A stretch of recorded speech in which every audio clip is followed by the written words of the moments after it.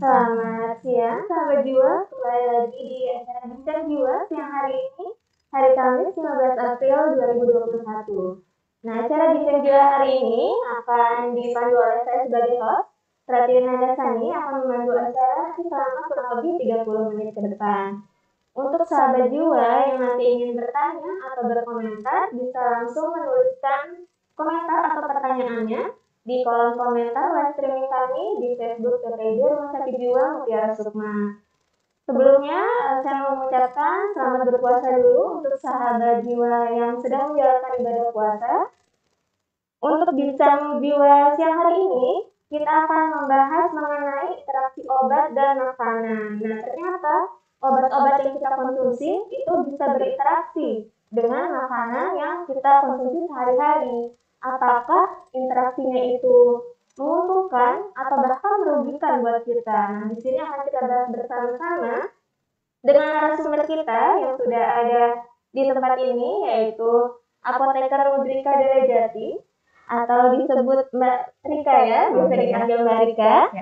Mbak Rika ini merupakan Kepala Instalasi Farmasi Rumah Sakit Jiwa Mutiara Sukma. Nah, selamat siang Mbak Rika. Selamat siang Tiwi. Ya, apa kabar Mbak Rika? Alhamdulillah sehat. Cukup sahur karena tadi harus nyoba lagi kan. Iya. Aduh. Nanti ngomong lagi lagi buat ini ini ya. Nah, yang ini kita mau membahas mengenai interaksi obat dengan makanan Mbak Rika ya. Sebelumnya kita pengen tahu nih apa sih interaksi obat itu? Oke, interaksi obat ya. Iya.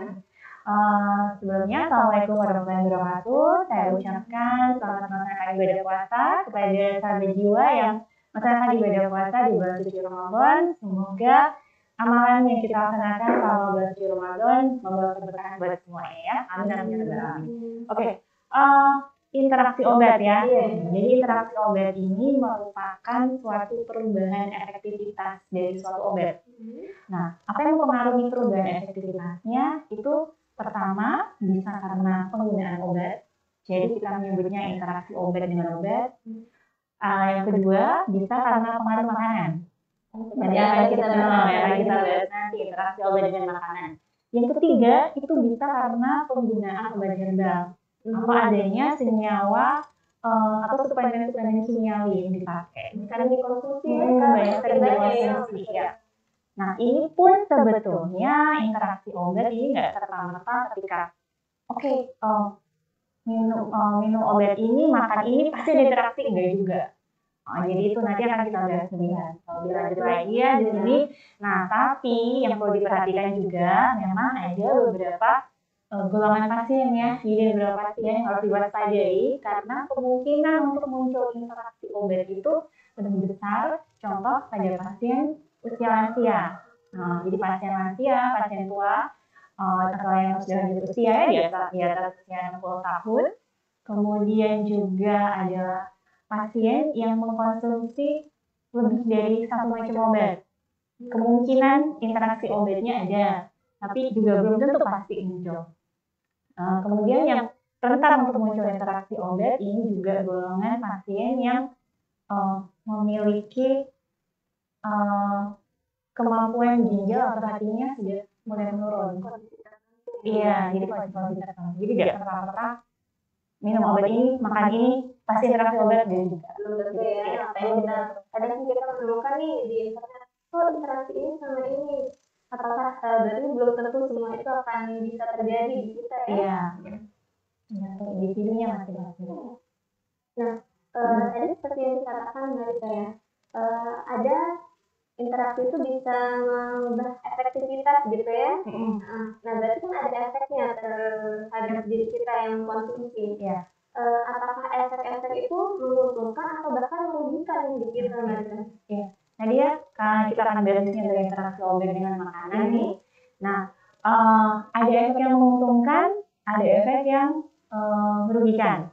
Contohnya yang menguntungkan adalah jika obat ini termasuk golongan obat yang ketika diminum pada saat perut kosong justru dia akan menyebabkan gangguan lambung. Nah, ini si obat ini bersama dengan adanya makanan itu akan menjadi lebih baik dia.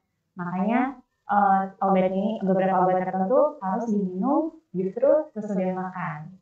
Nah, kalau yang untuk efek merugikan yang sebaliknya. Jadi dengan si obat ini dikonsumsi berbarengan dengan makanan, nah ini justru bisa mengganggu efektivitas dari obat. Salah satunya khasiatnya bisa berkurang karena absorpsinya atau penyerapannya di dalam tubuh dia jadi terhambat karena adanya makanan. Nah, ini beberapa contoh golongan obat yang dia justru lebih bagus dikonsumsi pada saat perut kosong. Betul. Harus sesuai aturan. Iya. Ya, yang ada di etiket. Kalau kita ke rumah sakit di label obat ya. Kalau di apotek bisa baca di kemasannya gitu ya. Kemudian Mbak Rika, ada nggak sih makanan tertentu yang mungkin sering kita konsumsi sehari-hari? Nah, yang sering berinteraksi dengan obat itu apa? Oh ya, kita ambil contoh yang keseharian sering dikonsumsi ya. Ini contohnya yang banyak dikonsumsi, kayaknya anak-anak sampai orang dewasa juga minum, contohnya susu. Nah, ini kan, ya, makanya dewasa juga banyak yang suka minum susu ya. Nah, ini ternyata ada beberapa golongan obat yang dia tidak cocok jika diminum bersamaan dengan susu. Contohnya adalah obat-obat golongan antibiotik. Kenapa? Karena ketika si obat ini diminum bersama dengan susu, ternyata dia membentuk suatu zat yang tidak akan larut. Jadi dia akan mengganggu penyerapan obat ini di dalam tubuh. Jadi dia bisa-bisa kadarnya di dalam darah obat ini nggak ada. Sehingga efek terapinya, efektivitas obatnya akan terganggu. Nggak berefek gitu ya? Iya, nanti udah berobat gitu kan, terus kok berobat nggak sembuh ya? Ternyata minum obatnya sama susu, dan ternyata si obat ini punya interaksi yang tidak bagus dengan susu, sehingga menyebabkan efektivitas obatnya tidak bagus. Efek terapinya nggak dapet, kesembuhannya tidak didapatkan. Terus yang lain contohnya adalah teh. Ini semua ngeteh pasti ya. Morning tea, afternoon tea. Puasa juga kan banyak. Iya, ngeteh di pagi, ngeteh buka puasa, ngeteh saat sahur ya. Padahal sebenarnya teh ini termasuk yang diuretik ya. Bisa menyebabkan atau mempermudah untuk buang air kecil dan serapan air juga jadi berkurang sebetulnya. Nah, untuk teh ini dia punya kandungan yang namanya tanin. Nah, ternyata sama, dia juga salah satunya dia bisa mengganggu absorpsi dari obat yang digunakan. Jadi memang sebaiknya minum obat jangan menggunakan teh. Itu tidak baik.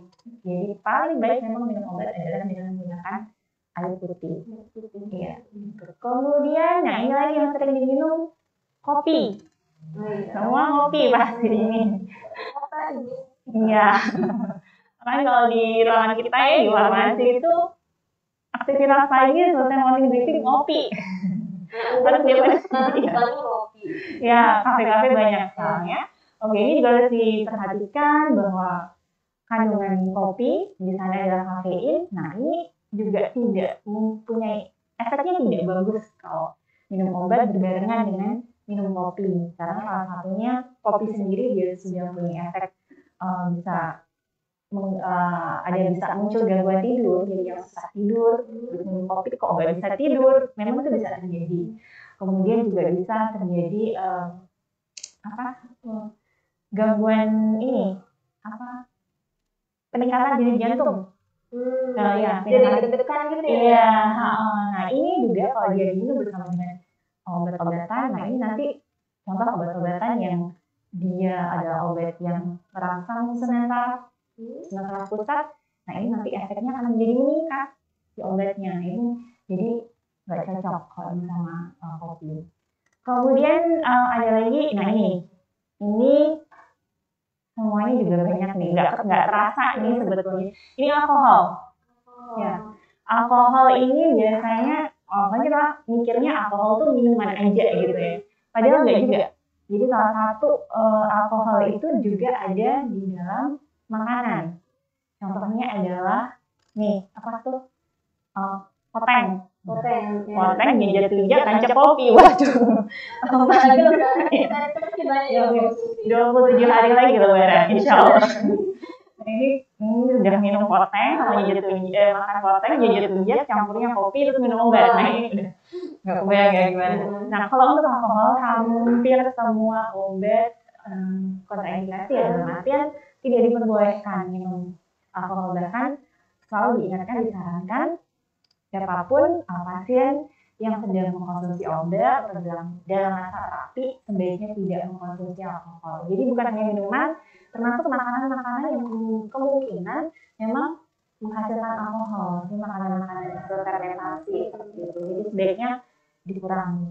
Gitu. Berarti memang lebih baik air putih ya? Iya, untuk minum obat paling baik adalah air putih. Dari penelitian sampai sekarang adalah air putih suhu kamar.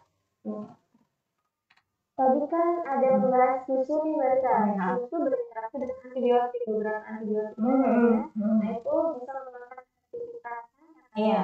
Bisa juga membentuk kelas gitu ya. Iya. Nah kalau misalnya susu ini bisa nggak sih sebenarnya di obat-obat tertentu malah menguntungkan, atau dia disarankan dengan susu ini kayak gitu? Oh iya. Oke. Susu memang ada kemarin. Jadi salah satu yang tadi saya sampaikan ada efek yang menguntungkan justru dengan bersama adanya makanan, karena ada beberapa obat yang dia memang hubungannya sama lambung ya, jadi lambung yang begitu asam. Kalau kosong itu pH-nya lambung terlalu rendah, dia golongannya asam. Nah salah satunya dia memang ada obat yang memang bisa dikonsumsi. Jadi kalau mungkin sedang makannya sedang tidak bisa banyak, nafsu makannya sedang tidak bagus. Nah, ada obat yang memang bisa dikonsumsi bersama dengan susu. Contohnya adalah obat-obat dari golongan anti radang ya. Jadi seperti contohnya obat seperti paracetamol, kemudian natrium diklofenak, kalium diklofenak. Nah, ini bisa juga dikonsumsi bersama dengan susu. Yang insya Allah ini justru efeknya lebih menguntungkan untuk obat tadi. Karena ini termasuk golongan obat yang tadi kalau dia diminum saat perut kosong itu justru tidak bagus. Jadi boleh diminum bersama dengan susu. Jadi gangguan asam lambung. Iya, kalau diminum saat perut kosong jadi gangguan asam lambung, nyeri gitu di lambung. Malah nambah nanti obatnya. Iya. Oke. Terus tadi udah banyak nih Mbak Dika jelasin beberapa makanan yang berinteraksi dengan obat.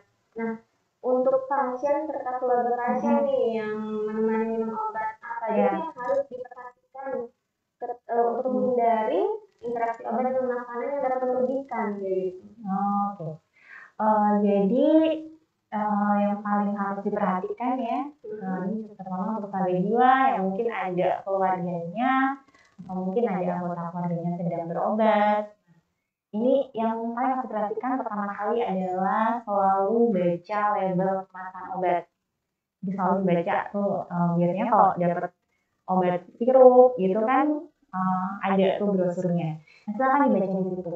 Kalau nggak dapat informasi, oh obatnya tetengan nih cuman seripan doang gitu, silahkan tanyakan kepada apotekernya informasi tentang obatnya. Jadi dapatkan informasi jelas ya tentang obatnya, bisa tanya ke dokter atau ke apotekernya. Kemudian yang selain itu adalah jangan pernah mencampur obat dengan makanan secara langsung. Jadi mungkin setelah makan nih ya, setelah minum obat nih, ya udah campurin sama makanan terus digulung-gulung gitu ya. Jangan pernah, kecuali memang itu diinstruksikan. Ya, jadi kalau memang diinstruksikan seperti itu di aturan pakainya, insya Allah berarti itu aman.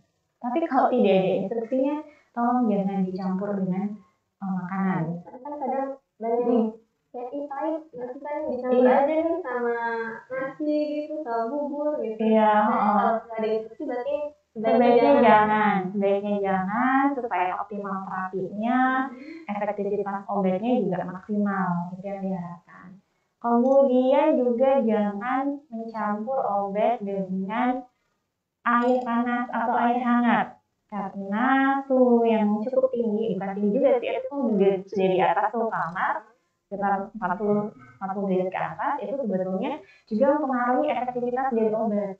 Jadi sebaiknya jangan. Jadi kalau minum obat, sekali lagi tadi minum obat gunakan segelas air putih, bukan air dingin, bukan air hangat. Jadi air yang biasa-biasa aja yang ada di ruangan. Nah, kemudian selanjutnya, nah ini yang paling utama ya, selalu konsultasikan dan komunikasikan, antara lain adalah apa obat yang sedang digunakan dan diet yang sedang dilakukan oleh pasien. Ini selalu komunikasikan dan konsultasikan kepada dokter pada saat akan mendapatkan terapi. Kenapa? Tujuannya salah satunya adalah agar dokter tepat pada saat akan menentukan pilihan terapinya. Supaya mereka nggak salah ya dokternya, nanti nggak dapat informasi, terus tiba-tiba menginformasikannya si pasien informasinya pas dia sampai di farmasi gitu, pas di loket gitu. Sering ya banyak kejadian. Iya, beberapa kejadian seperti itu. Nah ini kan kasihan juga ya, karena kita harus kita komunikasikan lagi kepada dokter. Nah ini kan pasien terpaksa harus menunggu, nah seperti itu. Jadi konsultasikan dan komunikasikan obat apa yang sedang digunakan, kemudian suplemen apa yang sedang dikonsumsi, diet apa yang sedang dilakukan oleh pasien, agar dokter mendapatkan atau bisa melakukan pilihan terapi yang tepat. Selanjutnya, ketika akan menebus obat atau sudah mendapatkan obat, bisa konsultasi ke apoteker. Bagaimana cara minum obatnya kalau masih? Oke, berarti ini ya sesuai sama slogan apoteker ya. Oh iya, Saya ingat obat. Oh iya, tanya apoteker. Jangan lupa konsultasi dulu ya sebelum mengkonsumsi obat-obatan gitu ya. Boleh. Nah, mereka kebetulan kan sekarang masuk bulan Ramadan ya, bulan puasa. Nah, mungkin banyak nih sahabat jiwa yang di rumah yang bingung bagaimana sih penggunaan obat selama bulan puasa. Khususnya untuk obat-obat yang banyak sekali pemakaiannya dalam sehari itu, misalnya 3 kali atau 4 kali. Yang utama ketika memang harus mendapatkan terapi di bulan puasa adalah kembali tadi komunikasi kepada dokternya, informasikan pasiennya mau puasa atau tidak gitu. Jangan tiba-tiba pas periksa nggak cerita gitu sama dokternya nggak tahu nih kalau pasiennya puasa. Karena memang pada hakikatnya yang sakit itu memang mendapatkan keringanan untuk tidak menjalankan ibadah puasa. Boleh, karena memang lagi sakit. Jadi bisa nanti diganti di bulan yang lain, di bulan-bulan Ramadan. Nah, yang paling utama adalah untuk sembuh dulu, sehat dulu. Nah, kalaupun memang tadi setelah konsultasi dengan dokter, ternyata oke, nggak apa-apa, boleh silahkan puasa. Ya, ini beberapa aturan pakainya juga tidak begitu berubah banyak ya. Jadi kalau yang 1 kali sehari bisa dikonsumsi sebelum atau sudah makan sahur, diikuti instruksi yang ada di dalam etiket obatnya. Kalau sebelum makan bisa dikonsumsi sebelum makan sahur, atau kalau yang sudah makan berarti dikonsumsinya sudah makan sahur.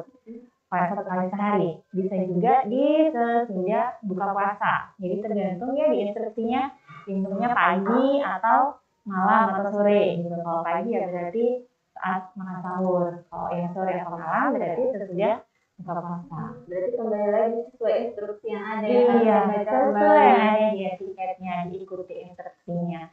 Kemudian kalau dia 2 kali sehari, ya berarti sesudah makan sahur ya, atau pada saat makan sahur dan pada saat buka puasa. Kalau buka puasa pasti sudah buka puasa ya. Mungkin sebelum buka puasa batal. Kemudian untuk yang 3 kali sehari, kita kalau puasa itu punya waktu cuma sekitar 11 jam untuk bisa mengkonsumsi obat, makanan, dan sebagainya, minuman. Nah, ini kalau yang 3 kali sehari berarti bisa dikonsumsi sebelum buka puasa, kemudian mungkin sekitar pukul 6 atau pukul, kalau di sini karena kita buka puasanya 18.15 ya, sekitar jam segitu. Oke, itu bisa mungkin pukul 7, pukul 19, pukul 7 malam.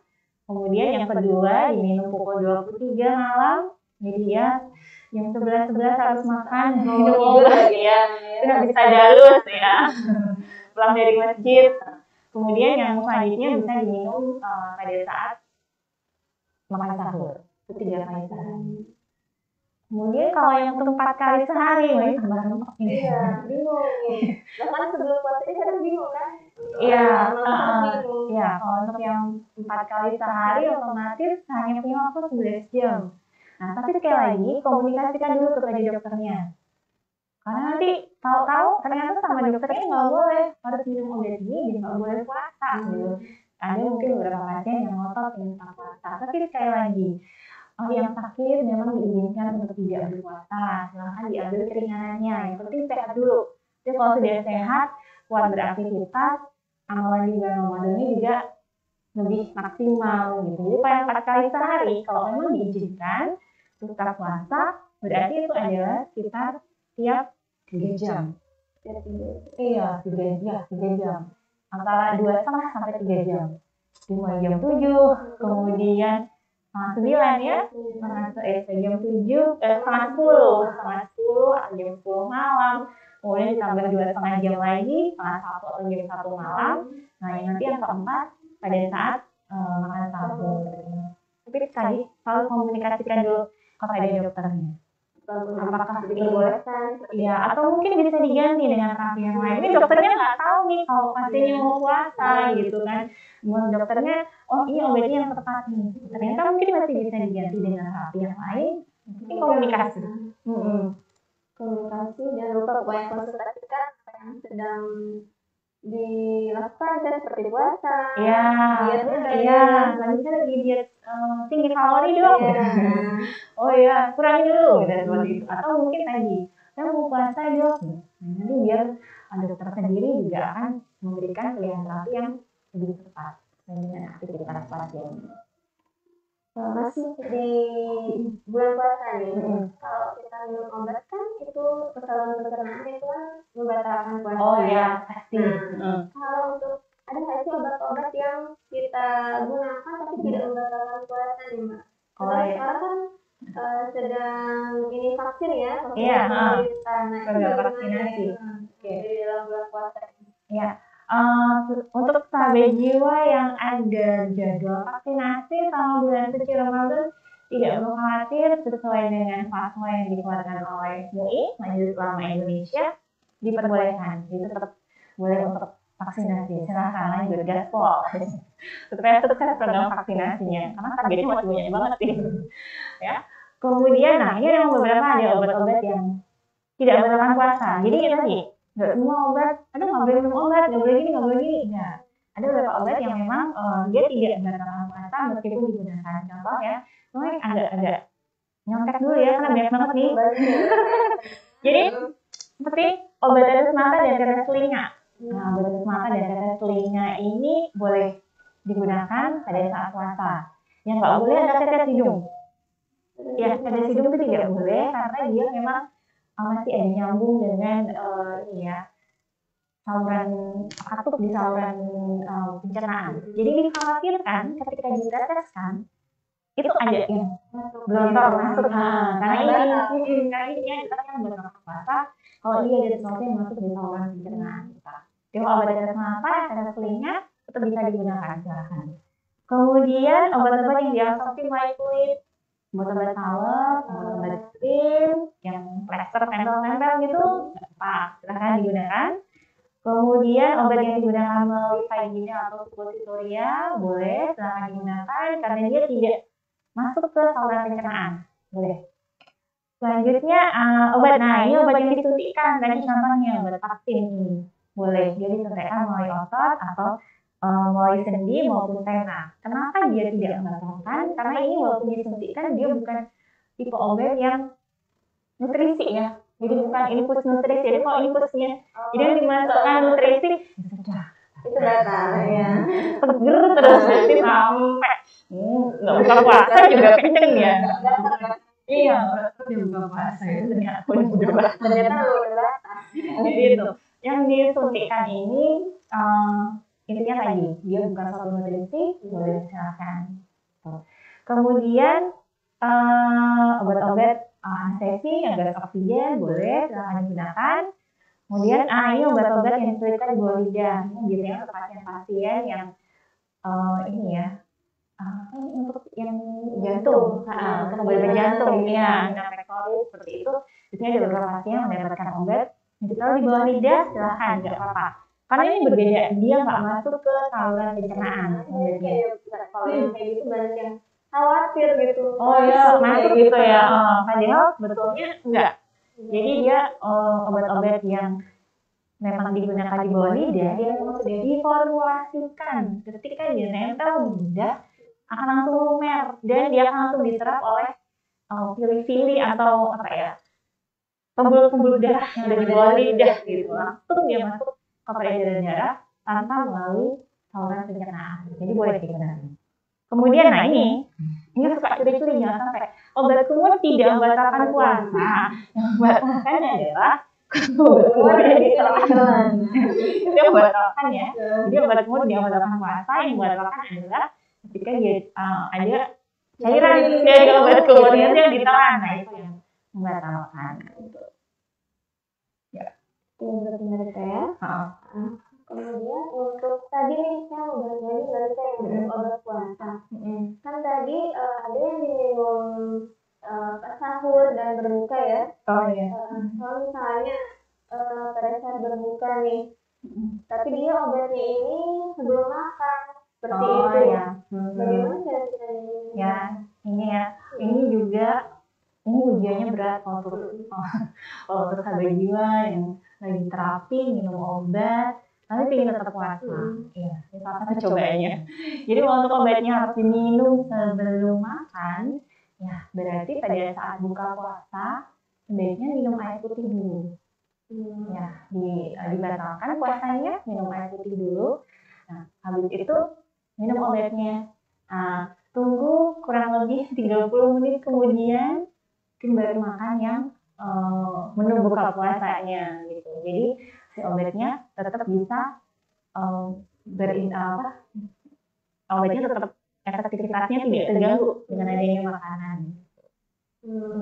Atau mungkin dikit-dikit lah yang manis-manis dikit boleh, nggak apa-apa. Kurma 1 biji atau yang ganjil ya 1/3 boleh dulu lah, nggak apa-apa.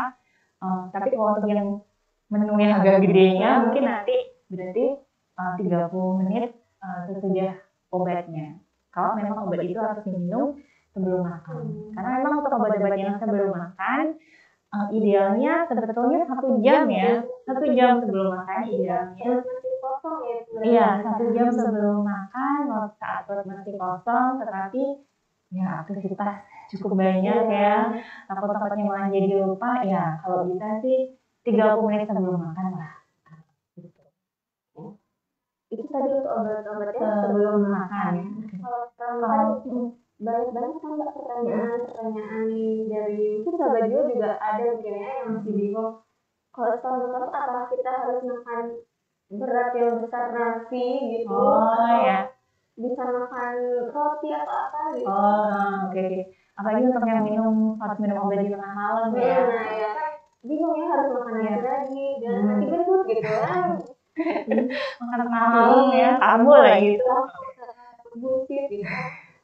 Jadi kalau untuk yang obat itu sudah makan, ini memang baiknya intinya adalah perutnya tidak kosong.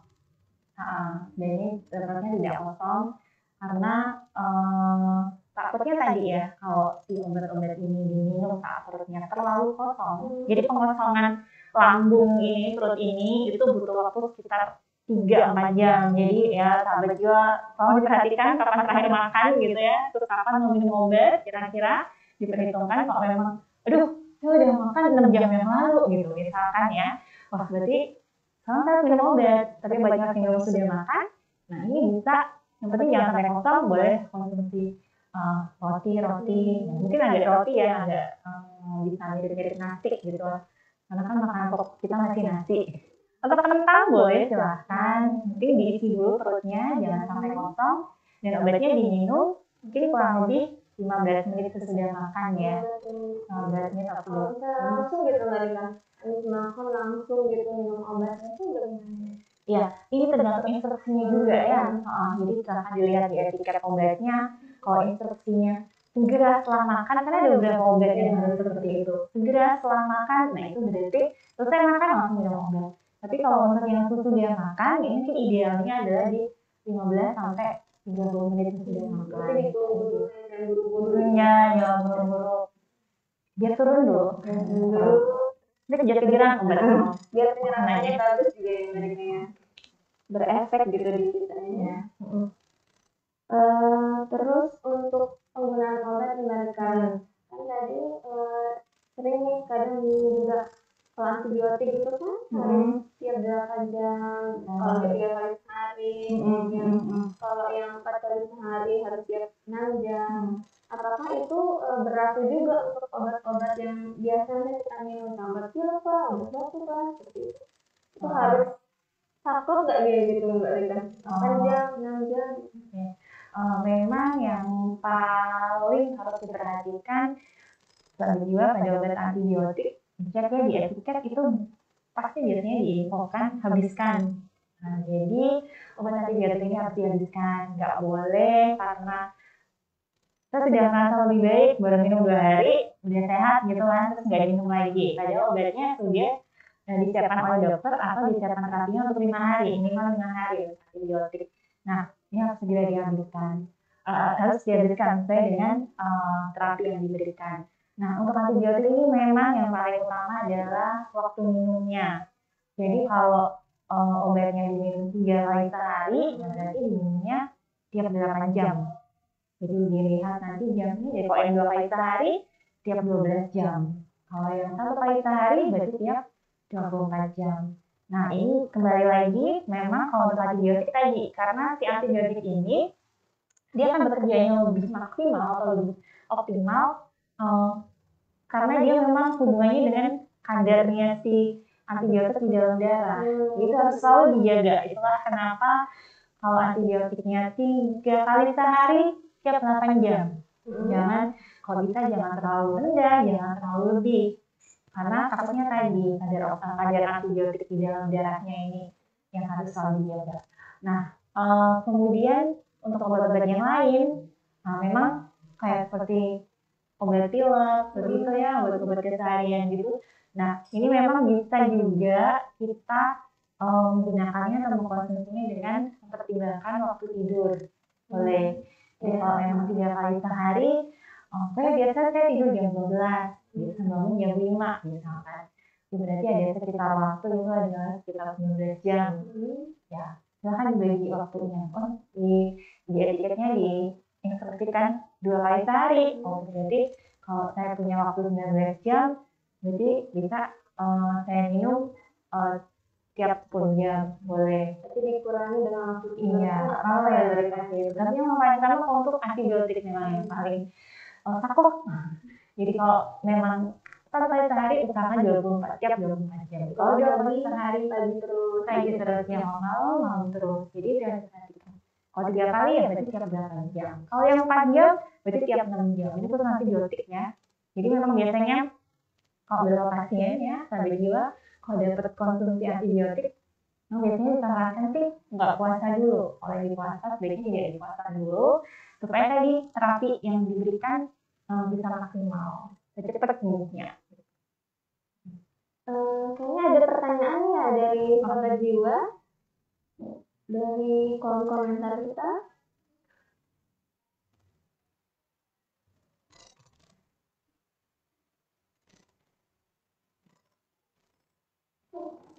Nah, ini ada pertanyaan dari salah satu sahabat jiwa, saya bacakan dulu yang baik ya. Assalamualaikum Bu, saya Sri Mulyani, Ramayati, mahasiswa PKL dari Universitas Muhammadiyah Mataram, mahasiswa PKL kayak. Saya ingin menanyakan tentang makanan beralkohol. Apakah makanan beralkohol juga memiliki dampak negatif bagi tubuh seperti minuman beralkohol? Berarti yang tadi kayak kopi, gitu, apakah dia dampaknya negatif sama seperti minumannya juga? Iya, oke. Mungkin ini mahasiswanya baru selesai istirahat dulu pertemuannya. Jadi sama intinya alkoholnya. Jadi alkohol ini makanan yang berfermentasi, dia bisa menghasilkan alkohol. Nah, alkoholnya ini yang bisa memiliki efek buruk. Makanya kan kalau makan kopi juga nggak boleh banyak-banyak kan. Coba banyak-banyak. Tini pernah nyoba banyak Belum pernah sih kalau. besok dicoba. Mabok kayaknya juga. Kayaknya sama mabok nanti juga ya. Jadi sama. Iya. Kemudian juga dia juga bisa menyebabkan tekanan darah juga naik seperti itu. Jadi sama.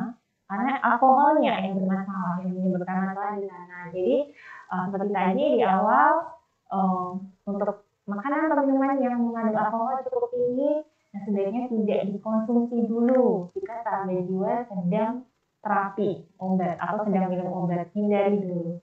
Kalau emang sedang minum obat ya udah, nggak usah minum, nggak usah kalau minum alkohol insya Allah nggak ya, sama kita minum alkohol. Nah mungkin ini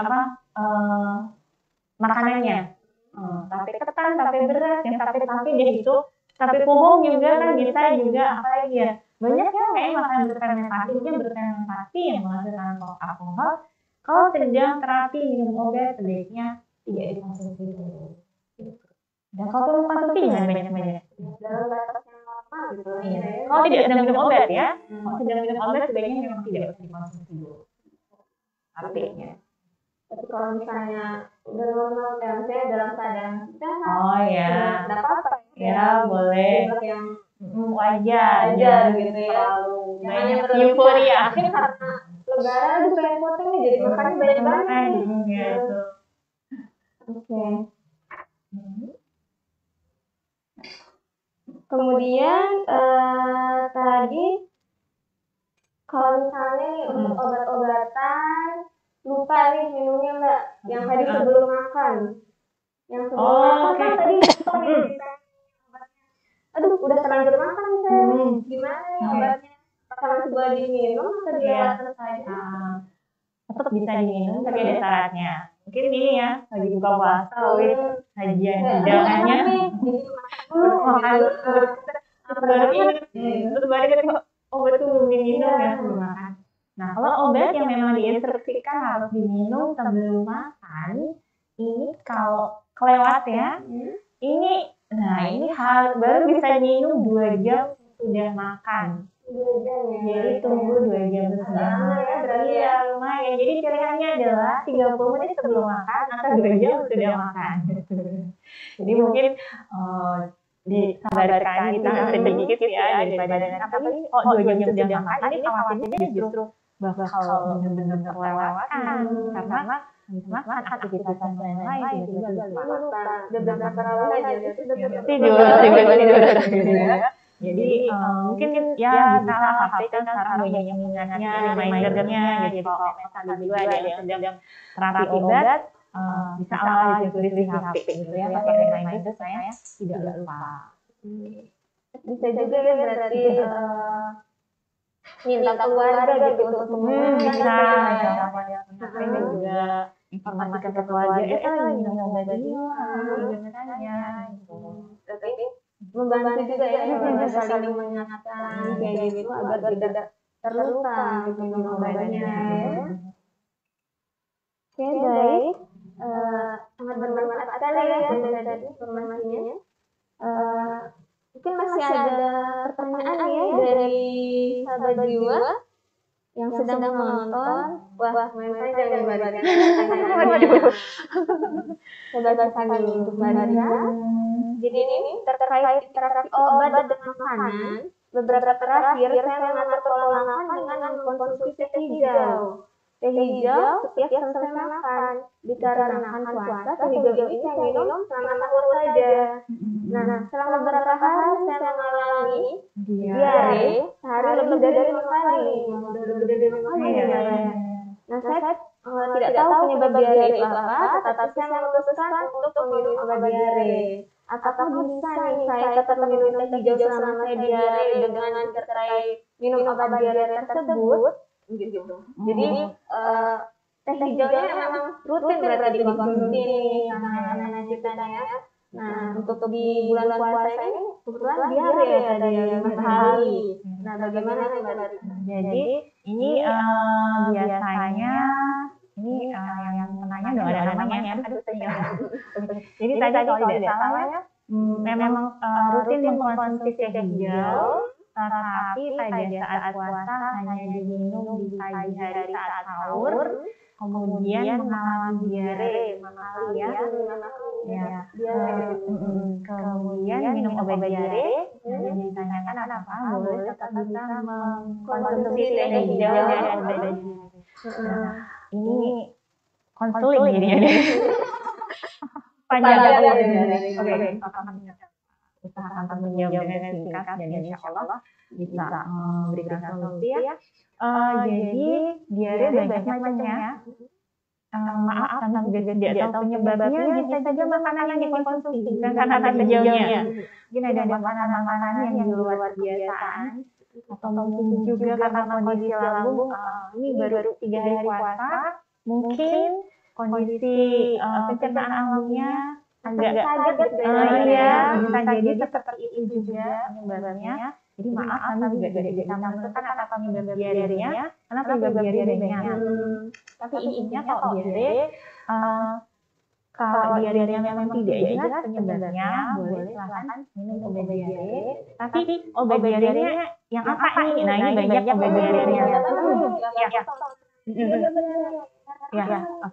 Kalau untuk diare tidak jelas konsumsinya atau tidak jelas penyebabnya, silahkan menggunakan obat diare jenis Atapulgit. Kalau kita namanya biasanya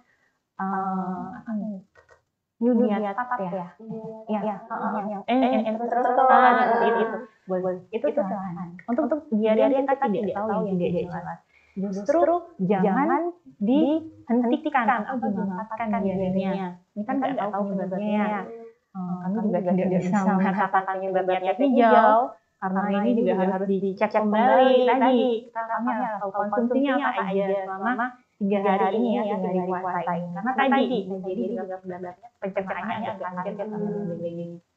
Nah, kemudian obat tadi yang digunakan kalau diare tidak jelas ada jenis Atapulgit seperti Nyudiatap, maaf menyebutkan merek Nyudiatap atau Enterotol seperti itu. Jadi tujuannya untuk tadi, karena sebetulnya diare itu adalah fungsi pertahanan diri yang dilakukan oleh tubuh kita. Jadi jangan dimanfaatkan, dikeluarkan saja. Nah, supaya tidak mendapatkan efek buruk dari diare. Nah, ini yang lagu jinglenya TK. Aduh, lupa ya lagunya. Jadi pertolongan pertama orang lilit. Pertolongan orang lilit. Sedia. Itu benar-benar itu lagunya memang benar banget. Itu buat anak-anak atau dewasa paling utama ketika diare adalah jangan sampai dehidrasi. Jadi harus diganti cairan tubuhnya. Nah, ini akan lagi puasa ya kami juga tidak tahu, semoga kondisinya sehat-sehat saja. Sudah sampai 5 kali diare, ini sudah termasuk frekuensinya udah cukup tinggi ya, kalau sampai jam segini udah 5 kali diare. Nah, ini silakan kalau mau dikonsumsi obat diarenya bisa seperti itu, dan tadi harus diganti cairan tubuh yang keluar karena diare. Jadi harus ganti dengan jenis elektrolit ya, seperti oralit atau minuman elektrolit lain. Jadi supaya biar cepat terganti cairan tubuhnya. Iya, ada dehidrasi pasti. Nah, kalau untuk selanjutnya apakah masih tetap bisa atau tidak tadi?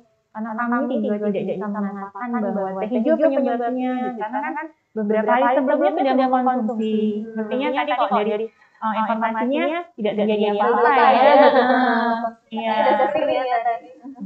Atau mungkin ya dia dulu banyak faktor jadi kita nggak bisa pastikan apa teh hijaunya yang menyebabkan itu. Mungkin tadi teh hijau itu ngaruh di saat memasak itu juga.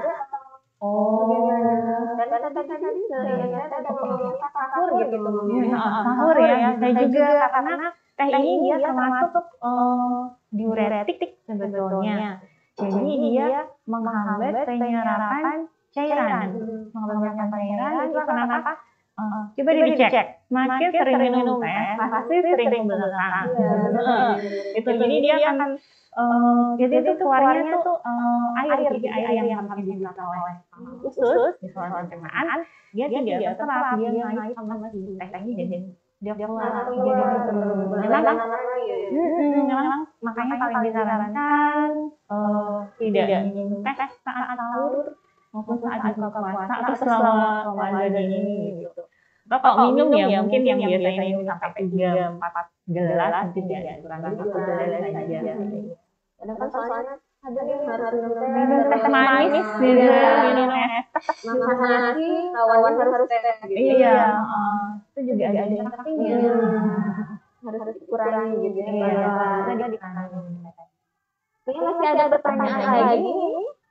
Baik, ini saya Baik Anissa Trirahayu ingin bertanya, apakah obat-obat depresan itu efeknya berkepanjangan atau tidak? Oh ya, jadi ini mungkin maksudnya karena terapi antidepresan ya yang jangka panjang ya. Oke. Apa tadi namanya Mbak? Baik ya. Baik ya, lupa namanya Mbak.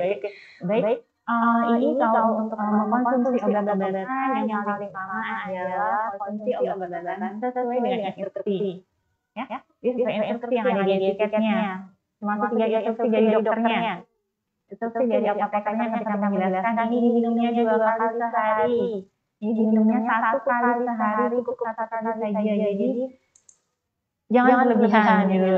Maaf ini karena beberapa pasien untuk yang untuk antidepresan ini kadang saya butuhnya 3 kali nih. Kadang menghujat ya. Jadi insya Allah kalau mengikuti instruksi sesuai yang ada diberikan oleh dokter, apoteker, dan sesuai dengan yang ada di etiketnya, insya Allah efeknya pun tidak tidak berbahaya gitu. Karena ini adalah obat-obatan yang menjaga kesehatan yang baik tadi. Yang penting adalah ikuti instruksi. Dan mungkin tadi bisa mencari informasi. Misalnya, boleh tanya sama apotekernya pas ngambil obat, ada nggak makanan yang nggak boleh saya makan? Karena misalnya contoh nih, kita biasa kan sayur-sayuran ya, menganggapnya itu bagus juga. Tapi ternyata pas kita sayur-sayuran, contoh adalah sayuran yang mengandung banyak vitamin K. Ini adalah sayuran yang dia fungsinya vitamin K sendiri fungsinya adalah untuk antikoagulan atau untuk pembekuan darah. Jadi dia untuk pembekuan darah. Nah, kalau si sayuran yang kayak vitamin K ini, contohnya adalah selada, brokoli, kubis, kemudian bayam dan alpukat. Alpukat itu sayuran ya, bukan buah, dia bukan sayuran. Nah, ini kalau sayuran yang kayak vitamin K diminum oleh pasien yang sedang terapi menggunakan obat untuk mengencerkan darah, biasanya pada pasien hipertensi, jantung seperti itu. Nah ini bertolak belakang jadinya. Obatnya untuk mengencerkan, ternyata banyak makan sayuran yang justru untuk membekukan. Iya, gitu. Jadi silakan tanyakan informasi terhadap terapi apapun gitu. Silakan tanyakan pada dokter. Minimal ditanyakan, dok kalau saya habis minum obat ini, saya jadi apa gitu. Apa yang akan saya dapatkan kalau saya terapi obat ini?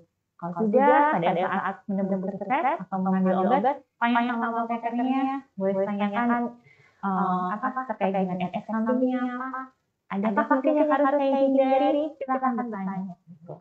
Karena kalau banyak bertanya itu justru menunjukkan Bapak Ibu lebih peduli juga. Jadi kalau lebih peduli, insya Allah kalau lebih waspada terhadap interaksi obat atau efek sampingnya. Intinya jangan malas cari informasi gitu. Iya, bertanya dulu. Nggak apa-apa, silakan bertanya. Insya Allah dokter dan apoteker siap memberikan informasi yang Bapak Ibu butuhkan atau Bapak Ibu butuhkan agar pengobatan atau efek terapinya menjadi maksimal. Baik. Mungkin ada pertanyaan lagi. Baik. Bagi yang tertarik dengan materi hari ini barusan ini bisa bacakan dulu. Assalamualaikum Ibu. Saya Bayu Dwi Izati, mahasiswa PKL lagi nih. Dari Universitas Muhammadiyah Mataram. Saya mau bertanya, ada guru yang berada di masyarakat mengenai tantangan mengkonsumsi obat bersamaan dengan air kelapa. Nah itu bagaimana Mbak? Dan jenis apa saja yang tidak boleh diminum bersamaan dengan air kelapa? Kalau ini yang puasa apa lagi? Pinggir jalan. Iya, pinggir jalan. Air kelapanya pinggir jalan. Lagi yang pengen seger-seger es lagi ya? Iya, nambahnya es seger. Jadi gimana nih Mbak?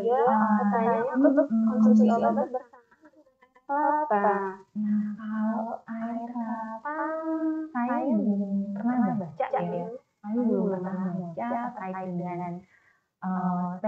bahwa tidak boleh dengan air kelapa gitu. Jadi selama ini yang kami dapatkan informasinya masih untuk seperti tadi susu, kemudian teh, kopi, dan dengan alkohol gitu. Sudah jelas ya.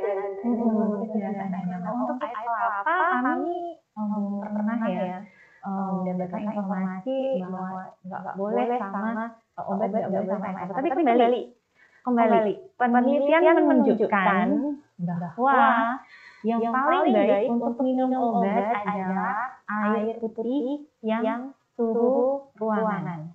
Jadi yang air putih yang kita akan bukan air putih yang keluar dari kulkas, yang dingin, bukan air putih yang hangat, panas gitu. Enggak. Jadi air putih di suhu ruangan. Itu penelitiannya sudah ada. Paling bagus air putih. Jadi mungkin kita kembali ke situ saja ya. Jadi karena memang yang air kelapa ini memang biasanya kita kalau di Islam ada susu khas ini hitam, grey, abu-abu gitu. Bingung tinggalkan. Yang jelas minumnya pakai minum obatnya pakai air putih saja.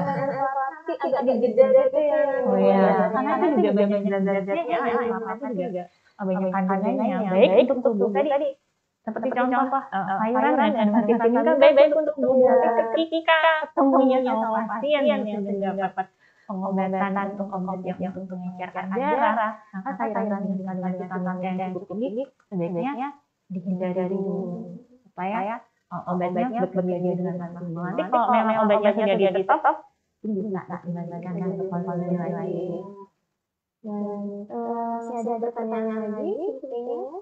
Baik, apakah ada pengaruh jika kita minum susu setelah konsumsi obat, Mbak? Dan ada sebagian masyarakat yang tidak bisa mengkonsumsi obat karena rasanya pahit. Banyak ini banget yang nggak pengen minum obat, tapi nggak suka jadinya kemudian diminum berteman gula. Apakah boleh atau berpengaruh terhadap efek terapinya? Ya, obat itu memang pahit, yang manis itu cuma kami ya. Banyak protes lagi. Maaf ya. Oke. Kalau obat diminum dengan menggunakan air gula ya. Nah, kembali gula ini banyak sekali. Mungkin nggak banyak banget, tapi yang jelas dia kandungan karbohidratnya ada di sana. Nah, dia adalah golongan gula-gula ya, glukosa dan sebagainya. Nah, memang kalau bagus biasa pertanyaannya minum obat dengan menggunakan air gula ya. Hilang pahitnya langsung. Ini memang sebetulnya salah satu yang mungkin biasanya ini untuk obat-obat terbukti ya. Kalau yang untuk obat-obat yang memang dalam kondisi tablet itu kalau diminum pahitnya cuma sebentar kali sebetulnya. Nah, mungkin kalau obat-obat yang dalam kondisi terbukti ini memang diencerkan, kemudian pas minum kan rasa itu semua. Lidah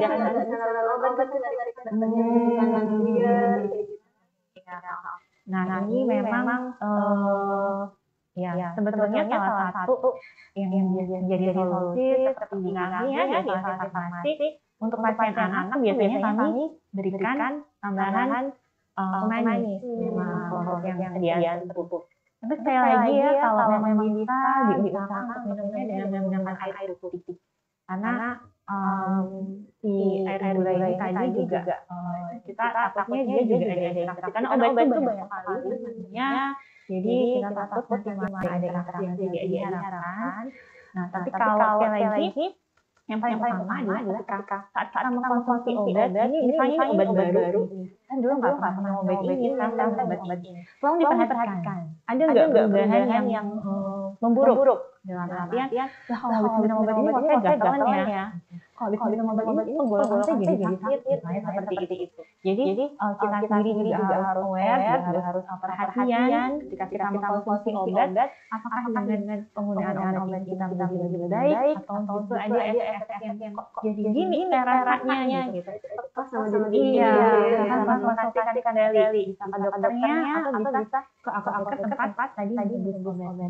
Jadi kembali kalau kami sarannya dengan menggunakan segelas air putih. Gitu ya, sahabat Jiwa ya, tetap dengan air putih. Sudah ada penelitiannya ya itu. Absorpsi pelarutan obat di dalam tubuh semuanya paling bagus menggunakan air putih. Baik. Masih ada pertanyaan lagi nih. Berapa lama nih jeda waktu minum obat setelah minum kopi atau teh atau minuman bersoda atau makanan beralkohol? Berapa lama jedanya untuk dapat kita konsumsi obat tadi? Ya. Untuk yang beralkohol, kita tetap pegang lagi. Untuk yang beralkohol, tolong dihindari selama sahabat jiwa sedang mengkonsumsi obat. Udah nggak ada bagusnya. Mau makan, mau minuman. Dijauhi dulu. Yang penting sehat dulu ya.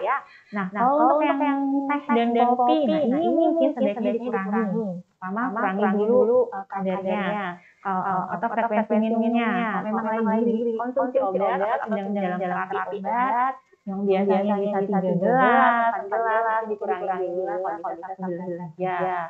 Nah, kalau jedanya, memang tadi, sekali lagi, obat itu banyak sekali, hanya ada beberapa informasi, segelintir obat tadi yang dia mempunyai efek dengan teh, contohnya adalah obat golongan efedrin, kemudian kalau untuk yang kopi, obat asma, kemudian juga beberapa obat yang lain. Kalau sarannya kami, selain dikurangi frekuensinya, ya mungkin si kopinya ini diminum tidak pada saat waktu minum obat. Jadi kalau misal biasa minum obatnya pagi, mungkin kopinya minumnya agak siang sore jauh dari jadwal minum obatnya. Kalau memang sekiranya tidak benar-benar nggak bisa, karena kadang ada beberapa ya.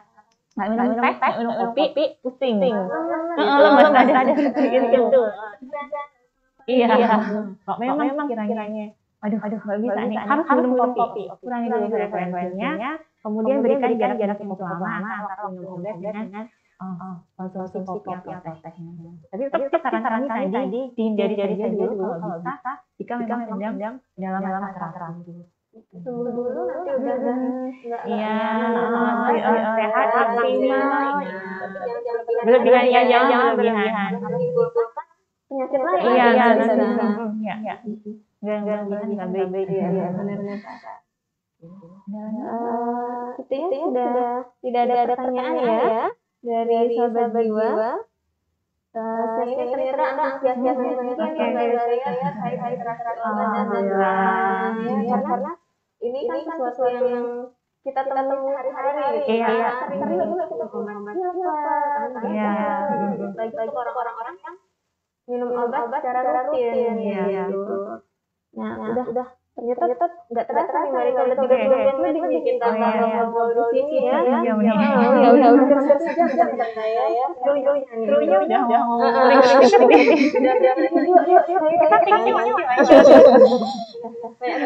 informasi dari yang penting dan menarik yang kita dapatkan. Mungkin sebelum kita tutup Marika bisa diberikan kata-kata closing dari penjelasan hari. Baik. Terkait dengan interaksi obatnya, mungkin kita fokus hari ini yang adalah interaksi obat dengan makanan. Mungkin yang saya sampaikan ini hubungannya dengan interaksi obat dengan makanan, maupun obat dengan obat herbal dan suplemen dan senyawa yang lain. Jadi yang paling utama adalah interaksi obat itu kemungkinan ada terjadi, tetapi tidak mutlak pasti terjadi. Jadi untuk mendapatkan informasinya, silakan bertanya kepada dokter atau kepada apoteker. Pada dokter, pada saat periksa, sudah dapat resep, silakan ditanyakan kepada dokternya. Tanyanya adalah, dok, kalau saya minum obat ini, apa efek yang saya dapatkan? Perbaikan apa yang saya peroleh? Silakan bertanya seperti itu, boleh. Jadi supaya pasien pun juga tahu tujuan terapinya apa. Nah, kemudian yang kedua adalah misalnya pada apoteker, pada saat habis obat, silakan bertanya informasi terkait obatnya, apa saja efek sampingnya, interaksi obatnya, boleh silakan tanyakan. Nah, yang kedua yang paling utama adalah selalu konsultasikan kepada dokter. Ceritakan kepada dokter ketika mendapatkan terapi, silakan kepada dokter, obat-obat apa yang dikonsumsi, suplemen apa yang dikonsumsi, diet apa yang sedang dilakukan, ada lagi diet protein dan sebagainya. Nah, kalau ada kejadian seperti itu, silahkan dikonsultasikan dan dikomunikasikan ke dokternya. Dan jangan lupa tadi setelah menebus resepnya, Silahkan tanyakan pada podcaster terkait obat informasi terkait obat adik-adik itu. Berarti ini ya Mbak ya, sesuai sama slogan apotekernya Mbak. Mungkin sama-sama juga. Oh iya. Sampai slogan apoteker kita. Ingat obat, ingat apoteker. Tanya obat, tanya apoteker. Bisa langsungnya tanya apoteker. Jangan lupa untuk selalu konsultasi gitu ya. Mereka ya. Dan malas cari informasi ya. Untuk supaya kita terhindar dari obat yang merugikan kita. Jadi efek obatnya bisa maksimal ya. Terima kasih banyak ucapkan teman-teman hari ini sebagai narasumber ini sangat luar biasa dan alhamdulillah. Tadi juga banyak sekali pertanyaannya ya. Banyak yang tertarik mungkin dengan tema hari ini ya. Kemudian saya juga sampaikan terima kasih untuk sahabat jiwa yang sudah bergabung pada siang hari ini. Terima kasih juga untuk antusiasnya ya. Siang hari ini saya di sini selaku MC dan seluruh yang bertugas hari ini pamit undur diri dulu. Jangan lupa untuk tetap jaga kesehatan dan selalu patuhi protokol kesehatan yang ada. Dan sampai jumpa di Bincang Jiwa lainnya. Assalamualaikum warahmatullahi wabarakatuh.